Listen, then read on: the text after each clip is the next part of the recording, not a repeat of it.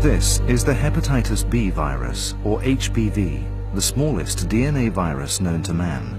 So small that it can only be seen under the electron microscope, and yet responsible for a deadly progressive disease that science is still struggling to fight several decades after the identification of the virus. Almost half of the world's population live in areas with a high rate of chronic HBV infection. In these areas, liver diseases such as cirrhosis and hepatocellular carcinoma are a major cause of death. More than 2 billion people carry evidence of infection with HBV. That's 1/3 of the world's population. While most of these people have developed natural immunity to hepatitis B, 300 to 400 million people across the globe have chronic HBV infection, 10 times the number of people currently living with HIV disease. 25% of these chronic HBV sufferers will develop liver disease. HBV infection accounts for up to 1.2 million deaths each year and is the 10th leading cause of death worldwide. In this animated sequence, we're going to look more closely at the hepatitis B viral particle and how it replicates. The hepatitis B virus consists of a viral membrane covered with surface proteins. The membrane surrounds a core particle that contains the viral DNA genome and the multifunctional HBV polymerase. HBV is transmitted via body fluids, either vertically at childbirth or horizontally from one person to another. The virus is present in very high numbers in the blood of an infectious individual, sometimes with more than 1 billion virions per milliliter. The virus can also remain infectious outside of the human body for at least 7 days. These characteristics make hepatitis B 100 times more transmissible than HIV. Once inside the bloodstream of the newly infected individual, the virus travels in the blood to spread from the infection site throughout the body, eventually converging at its target organ, the liver. Here, the virus enters the narrow liver sinusoids and passes through the holes or fenestrations in the sinusoidal epithelium to enter the space of Dis. From here, the virus can access its ultimate target, the individual hepatocytes of the liver.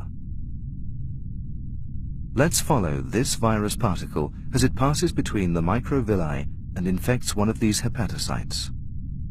The exact way in which the virus enters the cell is unclear. What is known is that the central core containing the viral DNA and viral polymerase ends up inside the cytoplasm of the hepatocyte. The core moves towards the nucleus of the cell. As it travels through the cytoplasm, the core begins to disintegrate, releasing the viral DNA and polymerase, which then pass through a nuclear pore and into the nucleus. At this point, the viral DNA exists as a partially double-stranded circular form. The host cell's enzymes then aid in several steps, including completion of the positive strand of DNA and covalent closing of the circle to form highly stable, covalently closed circular DNA known as cccDNA.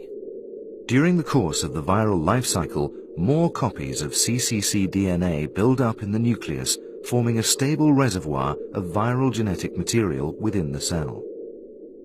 This cccDNA functions as a mini chromosome within the nucleus, serving as a template for cellular enzymes to produce new viral pregenomic and subgenomic messenger RNA. The viral RNA molecules pass through the nuclear pores to enter the cell cytoplasm. Here, some of the messenger RNA is translated by the cellular ribosomes to produce HBV core proteins, shown here in green, and HBV polymerase, shown here in yellow. The viral polymerase has 3 functional activities: priming, reverse transcription, and DNA synthesis.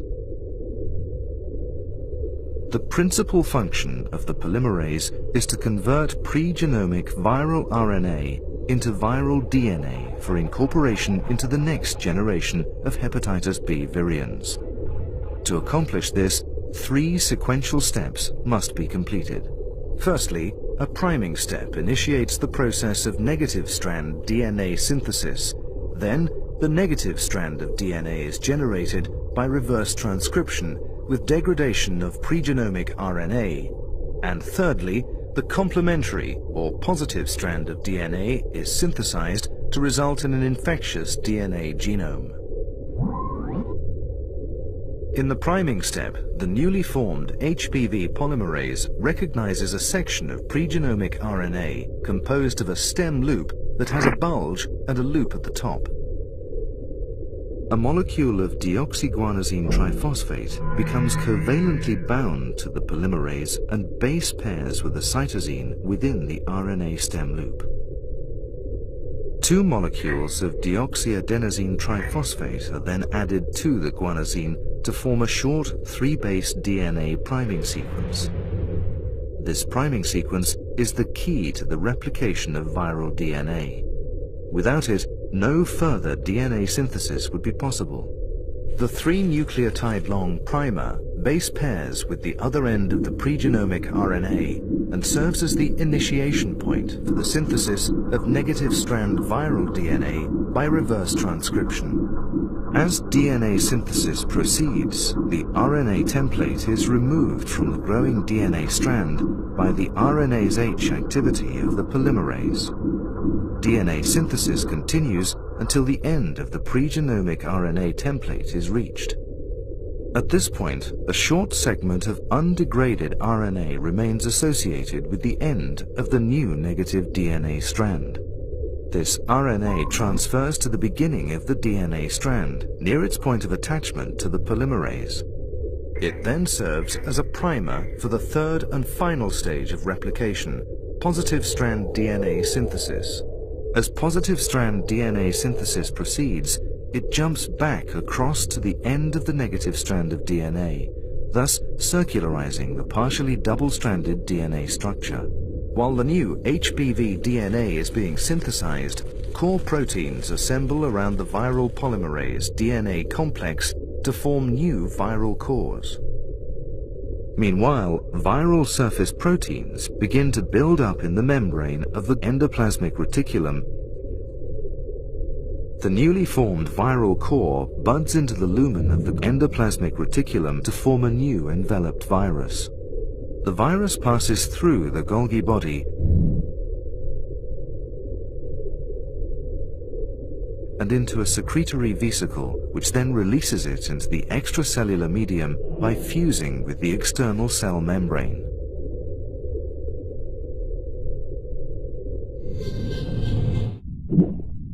From here, the new viral particles can go on to infect other hepatocytes and spread the infection throughout the liver, or be transmitted to another person to begin the cycle of infection again.